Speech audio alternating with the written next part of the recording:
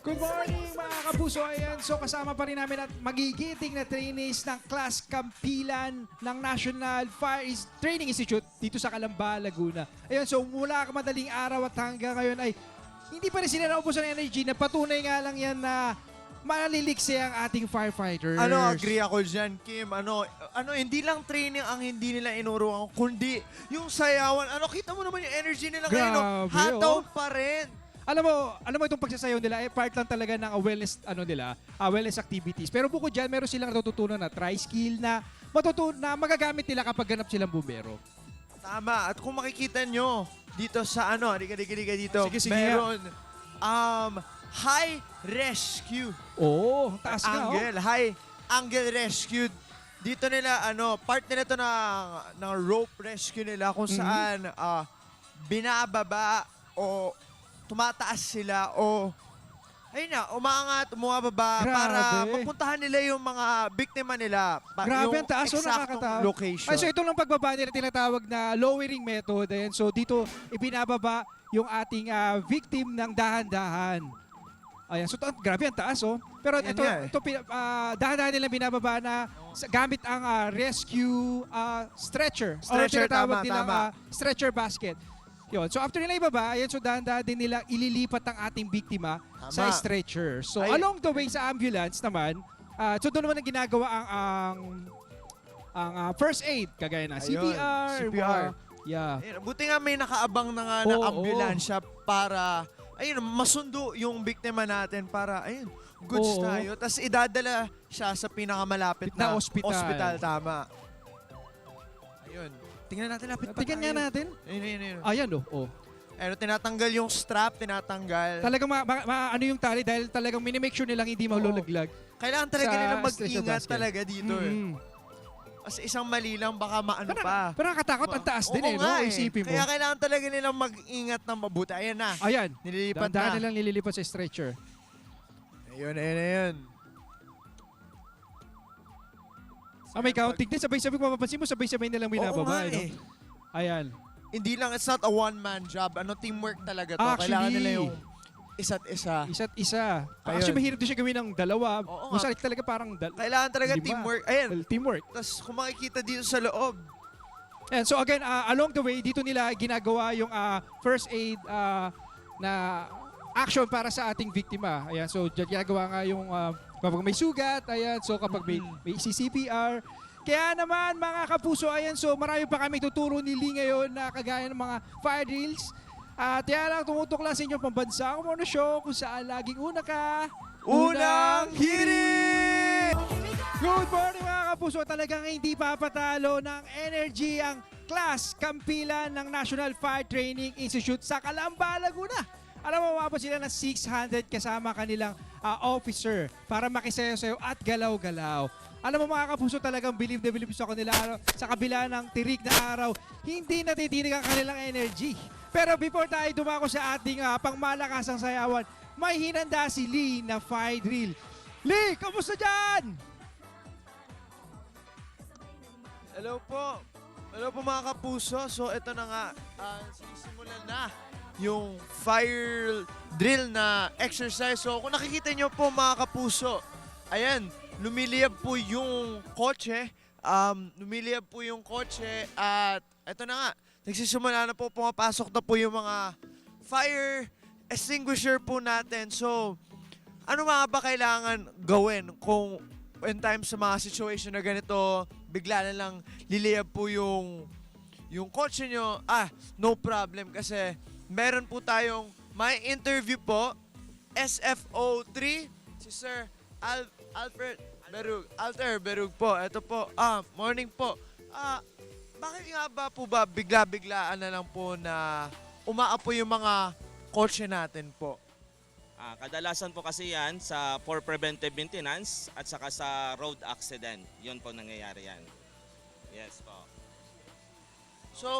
So in times of ano kailangan gawin ng isang tao pag let's say nandun sila sa situation na ayun, yung kotse nila, katabi nila yung nasusunog na kotse na, ano kailangan po nilang gawin? So kung kayo nagmamaneo tapos biglang nagliyab yung sasakyan nyo, ang gawin nyo is tumigil kayo, patayin yung makina, lumabas at patayin yung apoy sa pamamagitan ng fire extinguisher. So sa paggamit naman ng fire extinguisher, tandaan natin yung word na pass or yung pull the pin, aim the nozzle, squeeze the upper lever, and sweep side to side. Pero i-consider din po natin yan, yung wind direction at saka yung proper distance natin na 2 to 3 meters away. Ayun. Maraming salamat po. Kaya, so pag ganito po ba, kailangan po ba tumawag agad po ng firefighter when, ayun nga, nasusunog na po yung kotse? Dapat po tumawag po tayo kaagad sa local fire station o kaya tumawag po tayo sa 911. Ayun. So, ayun na nga mga kapuso. Narinig nyo na po. Galing po sa expert natin kung ano kailangan gawin pag lumiliyab na yung kotse niyo po. Kaya eto na po. Ano kaya nangyayari naman dyan kay Kim? Kim, Hello, kamusta Kali. naman dyan? Nagsasayawan Ayan. pa ba dyan? Actually, pinakikinggan Kamusta ko yung energy dyan? Ayan, actually, alam kong lahat excited na sumayaw, pero alam mo, marami ako natutunan sa interview yung ginawa mo. Pero bago tayo sumayaw, yan so makakausap natin ang acting director ng NFTI ng Fire Senior Superintendent na si Miss Christine Kula. Hello po, kamusta po? May mga konti question lang po ako. Ayan, so ano po ba yung kadalasang ginagawa nating training para maging stay fit and healthy? So good morning, in behalf of the NFTI, which is under the Philippine Public Safety College, under retired Police Brigadier General Ferdinando G. Sevilla, sir. Sa amin dito, maaga pa lang pagising. Prepare na sila for a reveille, yung tawag namin dyan reveille, so may physical conditioning. And then they also have the road run.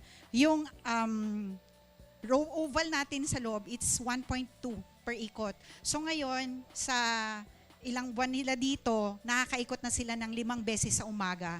And then 5 ulit sa hapon. So a total of more or less nasa 12 kilometers sila in a day. Plus yung physical conditioning pa nilang mga exercises. So yun.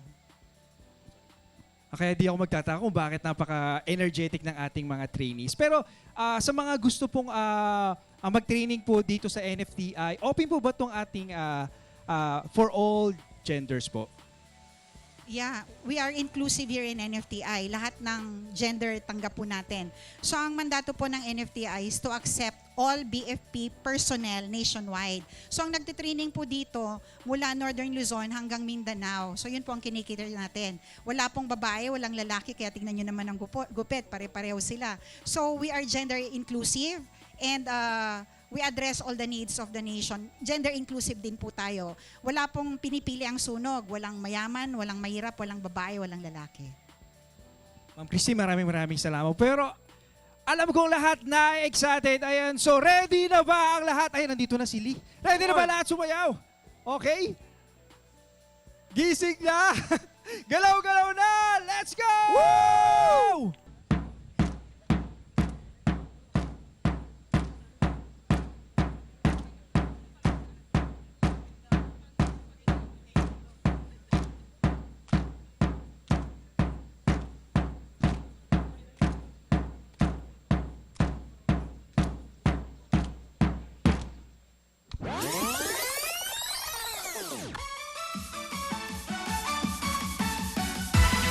Sa pagising sa umaga, iba kung nauuna ka.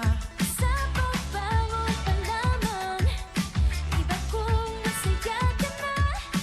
Kung sa unang hirit ay panalo ka, ang buong maghapon ay tiyak na sisigla.